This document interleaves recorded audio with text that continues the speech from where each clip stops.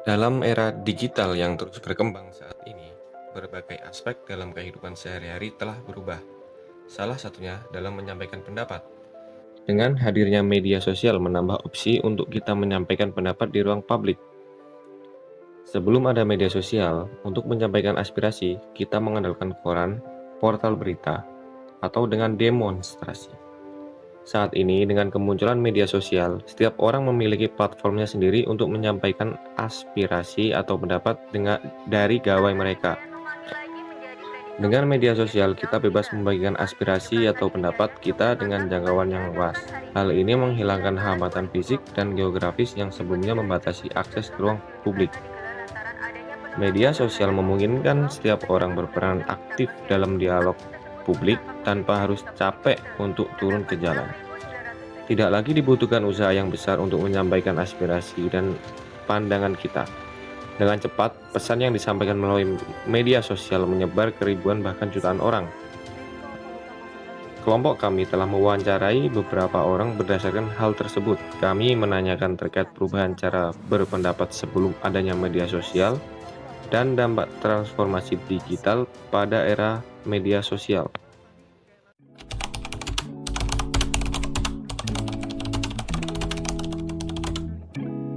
Nama Wafik Jaisyur Rahman, biasa dipanggil Wafik, jurusan S1 Sistem Informasi. Terus kalau untuk kesibukan sekarang banyaknya ikut kegiatan organisasi sama kepanitiaan.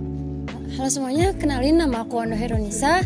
Aku dari D3 Sistem Informasi Akuntansi Angkatan 2021. Oke, nama aku Zafira Syahrini, aku dari Fakultas Komunikasi dan Bisnis, jurusan Ilmu Komunikasi. Sekarang aku kesibukannya kuliah aja sih kayak biasa. Bagaimana cara Anda untuk menyampaikan aspirasi atau pendapat agar didengarkan di depan publik? Karena ya mungkin kita ngikutin perkembangan zaman aja ya, sekarang udah zaman modern, ada media sosial gitu. Jadi kayak kita bisa aspirasi lewat sana supaya tadi kan maksudnya supaya didengar oleh publik ya. Aspirasi itu cara menyampaikannya ada banyak ya sebenarnya. Tapi mungkin kalau untuk anak muda zaman sekarang itu aku lebih prefer ke sosial media sih gitu. Apakah dengan adanya media sosial merubah cara Anda beraspirasi di ruang publik? Menurut aku iya sih. Soalnya kan biasanya kalau turun jalan tuh pasti kalau langsung pasti face to face kan.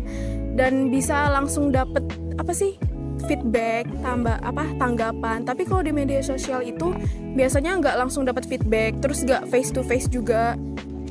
Jelas, karena tadi ya media sosial itu kan salah satu perantara penyebaran informasi secara cepat. Jadi yang mungkin sebelumnya hanya bisa dengan cara demo, dengan cara turun ke jalan dan lain sebagainya, dengan media sosial banyak UKM, organisasi maupun pihak-pihak tertentu lah yang melakukan tadi menyampaikan aspirasi ataupun demo dengan media sosial. Apakah menurut Anda menyampaikan aspirasi di jalan lebih didengar daripada menyampaikan aspirasi di media sosial?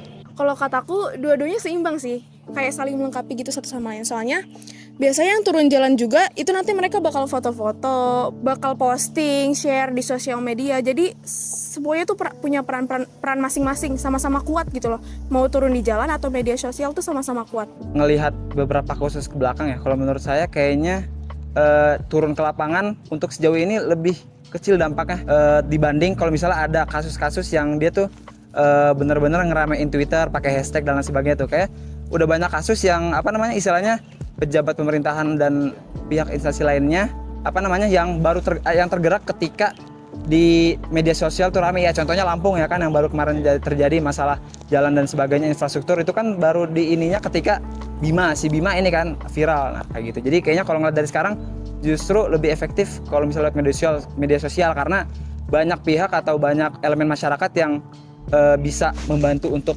naikin itu kasusnya gitu. Apakah dengan adanya media sosial telah memperluas orang dalam menyampaikan pendapat atau aspirasi? Iya, kalau menurut aku iya. Kayak yang tadi turun jalan kan nggak bisa ya semua orang satu muka bumi turun jalan kan nggak mungkin banget ya. Jadi itu bisa banget jadi kesempatan bagi orang-orang yang nggak bisa turun jalan, bisa mengutarakan pendapatnya di media sosial kayak gitu sih. Merubah atau enggaknya itu tergantung pandangan kita masing-masing. Tapi kalau menurut aku itu enggak sama sekali merubah, cuma malah menambah opsi. Entah kita memilih untuk menyampaikan aspirasi lewat secara langsung turun ke jalan atau memang lewat sosial media begitu. Kira-kira apakah pengaruh positif dan negatif pengaruh media sosial untuk menyampaikan aspirasi dan pendapat? Untuk positifnya itu sendiri, karena sosial media ini ruang lingkupnya adalah bebas, jadi lebih mudah untuk dijangkau, bahkan kita bisa menjangkau ke seluruh dunia gitu. Terus kalau misalnya negatifnya mungkin banyak informasi yang simpang siur gitu, karena kalau turun ke jalan kan biasanya cuman pihak-pihak terkait ya, kayak mahasiswa yang mungkin istilahnya mereka udah sedikit paham lah, lumayan paham terkait dengan topik yang dibahas. Nah kalau misalnya di media sosial itu kan yang bisa aspirasi siapa aja, mau orang nggak ngerti, mau orang yang cuman curhat dan sebagainya. Jadi kalau di media sosial mungkin hoaxnya bisa lebih besar gitu, karena ya tadi siapapun bisa berpendapat dan beraspirasi gitu, walaupun misalnya dia nggak punya pengalaman ataupun wawasan terkait dengan topik yang lagi dibahas. Apakah Anda merasakan adanya perbedaan dalam cara berpendapat sebelum dan sesudah adanya media sosial? Iya, tentunya dengan adanya sosial media ini seperti yang tadi aku bilang, itu lebih membuat orang tuh merasa lebih bebas gitu kan. Karena apa-apa sekarang diupload di sosial media, apa-apa sekarang diutarakan lewat sosial media gitu. Jadi mungkin lebih banyak pihak yang mau beraspirasi atau sekedar menyampaikan keluh kesahnya lah tentang kasus yang lagi ramai di media sosial. Kesimpulan dan saran, perkembangan teknologi telah memberikan banyak peluang baru bagi individu untuk menyampaikan aspirasi atau pendapat mereka secara efektif di media sosial. Hal itu disebabkan media sosial memiliki karakter partisipatif yang secara tidak langsung dapat mengajak warga negara untuk dapat berpartisipasi dalam segala hal, seperti memberikan sanggahan, kritikan, hingga argumentasi. Platform yang dinilai efektif dalam penyampaian aspirasi adalah Twitter, karena Twitter memberi kebebasan untuk menyampaikan pendapat, serta Twitter juga memiliki fitur trending topik berbasis kata kunci dan tagar, sehingga dengan Twitter, konten yang mungkin dalam bentuk aspirasi dan pendapat akan cepat viral. Namun, penting juga untuk menyadari bahwa penggunaan teknologi untuk menyampaikan aspirasi atau pendapat juga dapat memiliki beberapa tantangan, seperti penyebaran informasi palsu atau penghinaan online. Sehingga penting untuk kita agar lebih berhati-hati dalam memverifikasi informasi dan ikut berpartisipasi dalam diskusi secara konstruktif.